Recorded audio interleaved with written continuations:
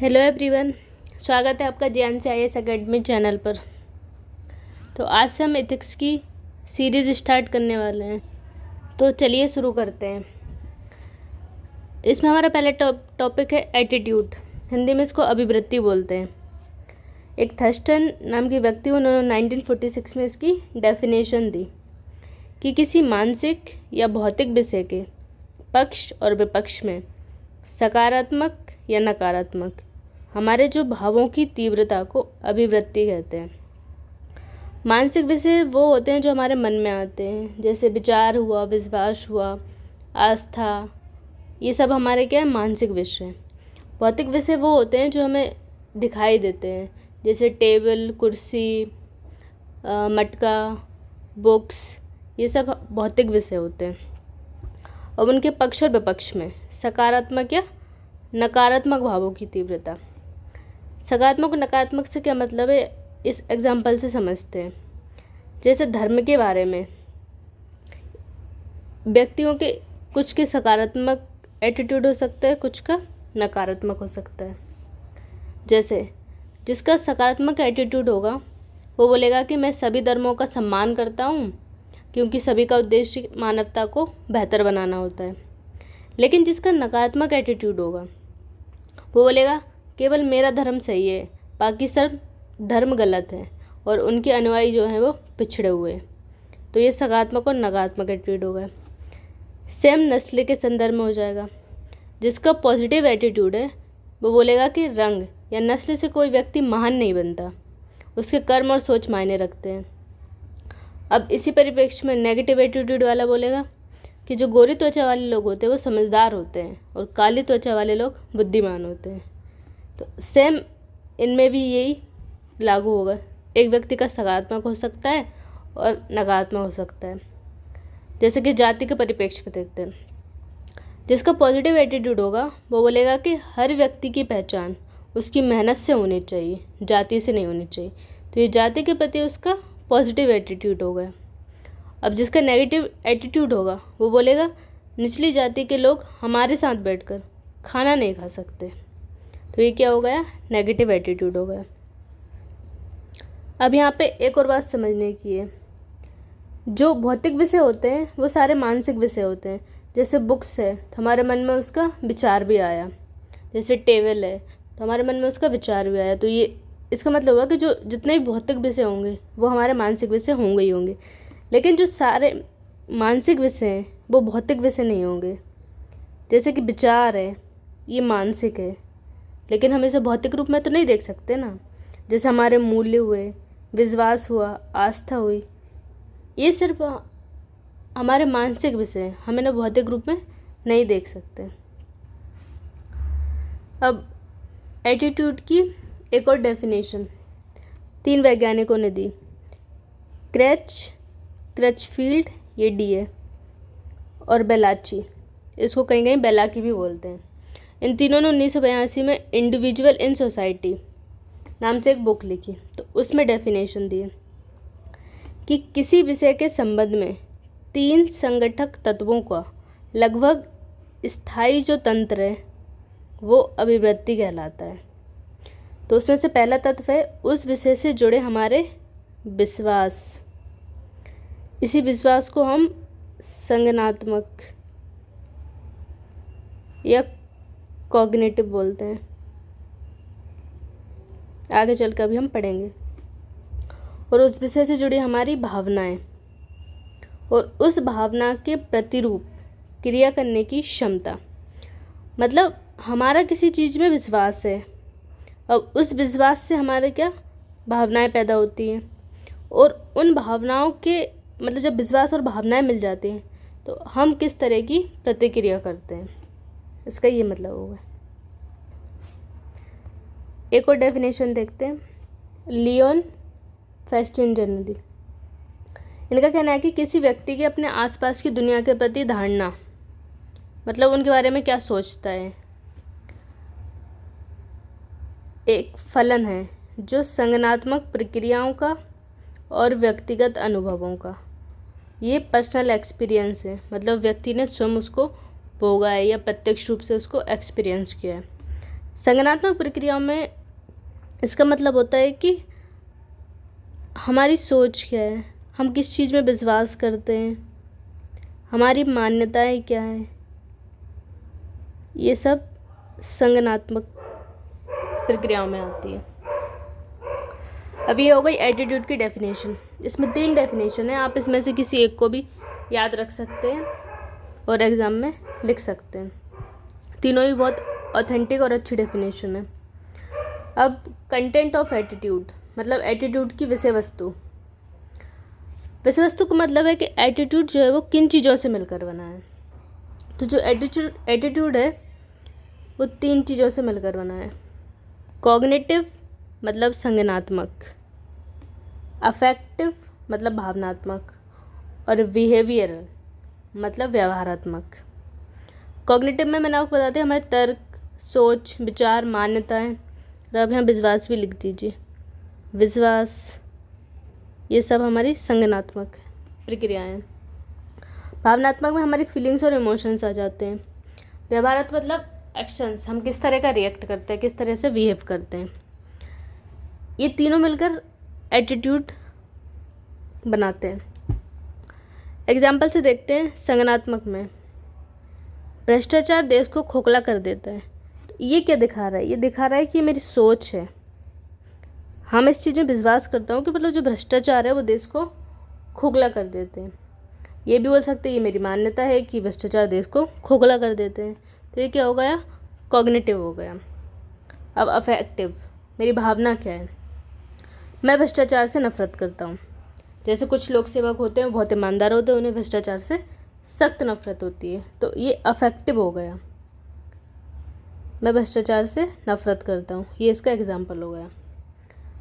अब बिहेवियरल, मैं कभी रिश्वत नहीं लूँगा। इस चीज़ को उसने अपने बिहेवियर में ले आया, अपने जीवन में उतार लिया। तो ये क्या हो गया? व्यवहारात्मक। ये आपको समझ में आ गया होगा। ये तीनों मिलकर हमारे संपूर्ण व्यक्तित्व का एटीट्यूड बनाते हैं। और एग्जाम्पल से समझते हैं। जैसे स्वच्छ भारत अभियान है, इसको पॉजिटिव एटीट्यूड टूवर्ड्स क्लीननेस से देखते हैं। मतलब ये सकारात्मक एटीट्यूड है स्वच्छता की ओर।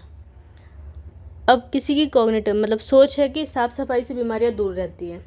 बहुत लोग ऐसे मानते हैं और रियल भी है कि साफ़ सफाई से बीमारियां दूर होती है। अब किसी की भावना है कि मुझे गंदगी से घिन आती है। तो ये क्या होगा? उसकी भावना हो गई। मैं कूड़ा डस्टबिन में डालता हूँ और दूसरों को भी प्रेरित करता हूँ। तो इस चीज़ को हम क्या अपने बिहेवियर में ले आए।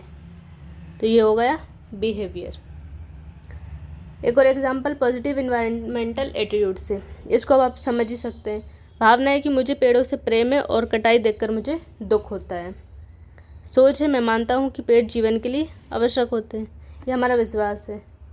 लेकिन सारे लोग प्रकृति संरक्षक नहीं होते ना, कुछ लोगों का मानना होता है। व्यवहार में कैसे लिया इस चीज़ को कि मैं वृक्षारोपण करता हूँ और दूसरों को प्रेरित भी करता हूँ। तो ये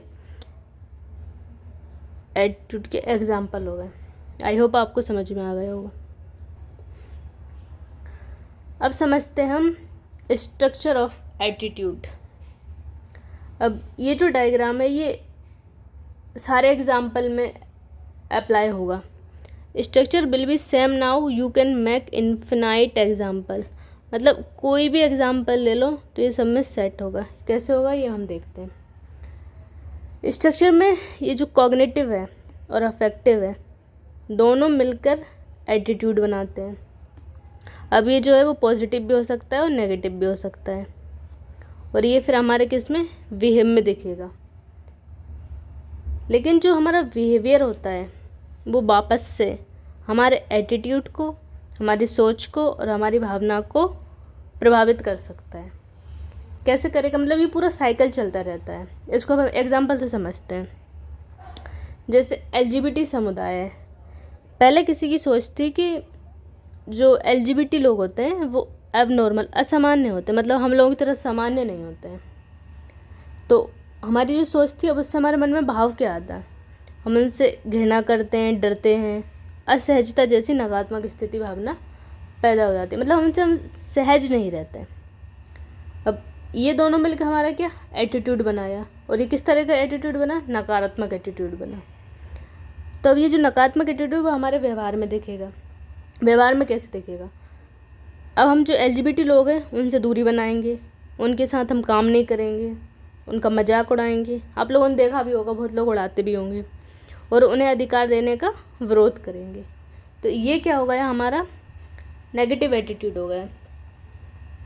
लेकिन अब जो व्यवहार है वो वापस से हमारी सोच को और भावना को और एटीट्यूड को कैसे इफ़ेक्ट करेगा।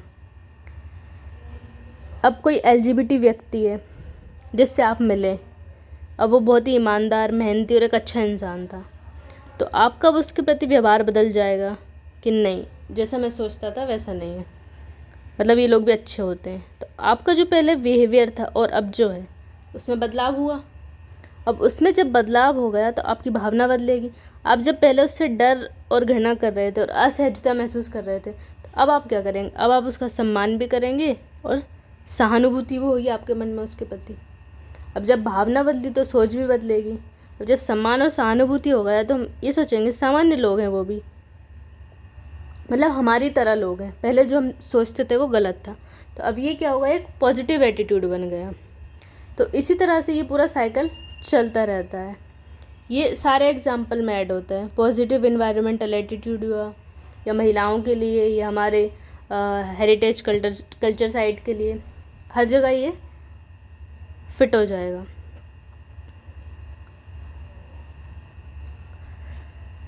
अब है फंक्शंस ऑफ एटीट्यूड। फंक्शंस के प्रकार का मतलब है कि इसको उपयोग बोल सकते हैं। प्रकार का मतलब होता है इसके लाभ क्या हैं, ये मतलब होता है फंक्शंस ऑफ एटीट्यूड का। मतलब वह तरीके होते हैं जिनसे हमारा एटीट्यूड हमारी सोच, निर्णय, व्यवहार को दिशा देते हैं और हमारी प्रतिक्रिया देने के तरीकों को नियंत्रित करते हैं। अब कैसे करते हैं ये देखते हैं। जैसे ज्ञानात्मक कार्य, नॉलेज फंक्शंस। अब जो हमारा एटीट्यूड है वो हमें जानकारी को समझने में और व्यवस्थित करने में मदद करेगा। मतलब हमें अवांछित जानकारियों से बचाएगा। हमारा पॉजिटिव एटीट्यूड है तो इससे क्या होगा, हमारी ऊर्जा बचेगी और हमारा समय भी बचेगा और हम जागरूक भी होंगे। जैसे एग्जाम्पल, जलवायु परिवर्तन के बारे में ज्ञान जो है लोगों को जिम्मेदार बनाता है। इसका मतलब है कि जैसे जलवायु परिवर्तन हो रहे हैं, तो अगर किसी को उसके बारे में नॉलेज है कि जलवायु परिवर्तन से ग्लोबल वार्मिंग बढ़ेगी, गर्मी ज़्यादा होगी, तो इस तरह से मतलब उसको अगर नॉलेज है तो वो अपनी जिम्मेदारी समझेगा कि मुझे जलवायु परिवर्तन के लिए कुछ करना चाहिए। इसका मतलब ये हुआ कि जलवायु परिवर्तन के बारे में ज्ञान है तो वो लोगों को जिम्मेदार बनाएगा। दूसरा, अहम रक्षात्मक कार्य, मतलब ईगो डिफेंसिव फंक्शंस। हमारा जो एटीट्यूड है वो हमें आत्मसम्मान और आत्म संरक्षण प्रदान करता है। कैसे करता है, जो एग्जाम्पल से समझते हैं। जो उसेन बोल्ट थे वो ओलंपिक में हारे थे, तब आगे बढ़ने में उनके एटीट्यूड ने उनकी मदद की थी। मतलब उन्होंने अपनी हार और आलोचना को सीधे स्वीकार ना करके उससे मतलब पॉजिटिव तरीके से, पॉजिटिव एटीट्यूड से जस्टिफाई किया और हैंडल किया, तो वो आगे उसके लिए और प्रेरित हुए। तो इसमें एटीट्यूड हमारी मदद करता है। तीसरा है मूल्य प्रदर्शन कार्य, वैल्यू एक्सप्रेसिव फंक्शंस। आत्म पहचान, मतलब स्वयं की पहचान और आदर्शों की अभिव्यक्ति में मदद करता है। जैसे कि जो व्यक्ति समानता में विश्वास रखता है, समानता क्या होगा, ये उसका मूल्य है। विश्वास रखता है मतलब ये कॉग्निटिव हो गया।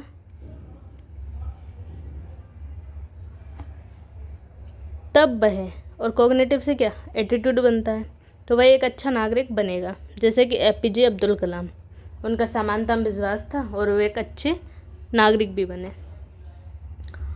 अनुकूलन कार्य, अडेप्टिंग फंक्शंस, मतलब जीवन में जैसी परिस्थितियाँ हैं उसके अनुसार स्वयं को ढाल लेना। अब पर्यावरण के लिए स्वस्थ भोजन और जीवन शैली अपनाना, मतलब हम स्वस्थ भोजन और जीवन शैली अपनाएंगे तो ये हमारे स्वास्थ्य के लिए भी अच्छा है, हमारे पर्यावरण के लिए भी अच्छा है। हम पर्यावरण का ज़्यादा दोहन करेंगे तो उससे पर्यावरण का स्वास्थ्य भी खराब होगा।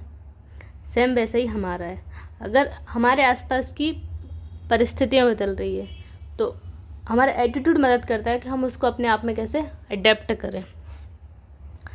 अगला है कि उपयोगितावादी कार्य। उपयोगितावादी कार्य का मतलब है इनाम या सजा के आधार पर कार्य करना।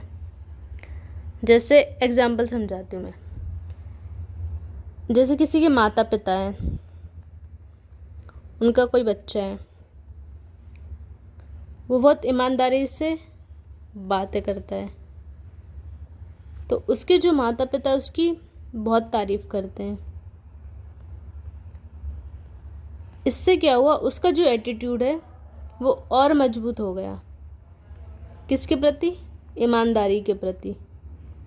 ईमानदारी जो है वो अच्छी चीज़ होती है, क्योंकि उसे उसके बदले में इनाम का मतलब क्या, उसे क्या मिली, उसके बदले में तारीफ़ मिली।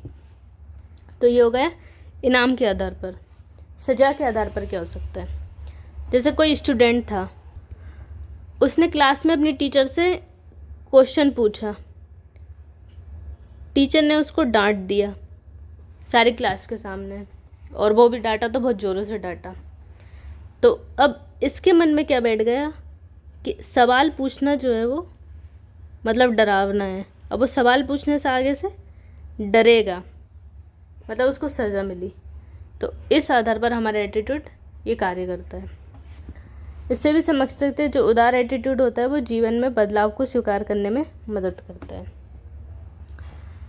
अगला है सामाजिक पहचान कार्य, सोशल आइडेंटिटी फंक्शंस।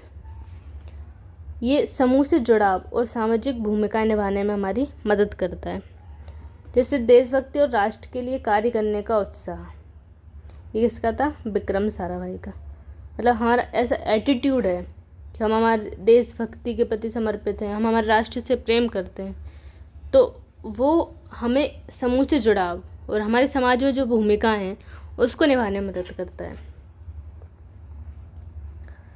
तो ये आज के टॉपिक थे। कल हम पढ़ेंगे फॉर्मेशन ऑफ एटीट्यूड।